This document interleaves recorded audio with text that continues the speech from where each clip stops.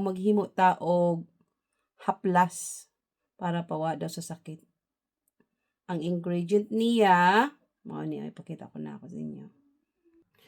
Naggayat nako og buto ng avocado. Yes, buto sa avocado. Alcohol. Epikasin para humot siya gamay.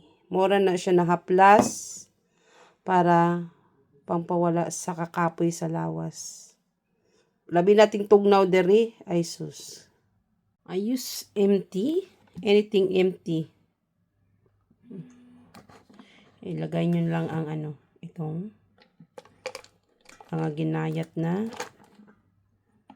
buto ng avocado.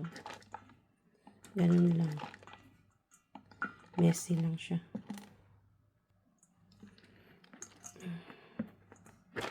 Yan lang. Hanggang mapuno na yan siya. O, mga kalahati lang. Ganyan lang. Mayroon akong sobra. Ilagay ko na lang sa lagayan ng bag. Freezer bag. Para sa sunod na haluan uli, mayroon tayong makukuha. Yan. Yan, lagay ko na dyan. Lagyan lang ng date and para alam mo kung kailan mo siya gagamitin ulit. Hindi na sa freezer. Then, ito na. Lagyan mo siya ng alcohol. Yan daw ang timpla Talaga yung mga masasakit daw na mga rayuma. Pero nasubukan ko na to. Maganda talaga yung pagod na pagod ako. Yung masakit yung kasukasuhan ko. Ito na ang ginagamit ko. Effective siya. Nakita ko rin to. May isang vlogger din na gumagawa ng ganito. Sa kanya ko kinuha yun para lang spread ko yung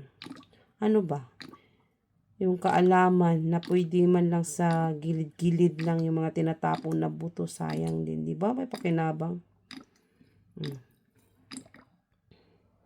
Tapos, lagyan mo siya ng epicacent para mabango. Ay, pukya.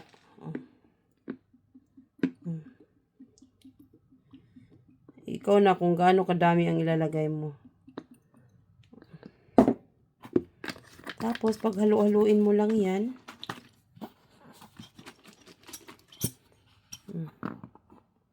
Parang lang, sa matatanda.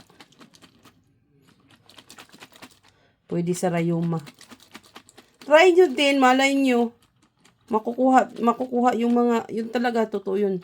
Yung sakit na mga pagod ka, tapos mag-ano ka nito, ay talagang kahit hindi ka na mamasahiin, ilagay mo lang yan, nawawala. Okay, yun lang.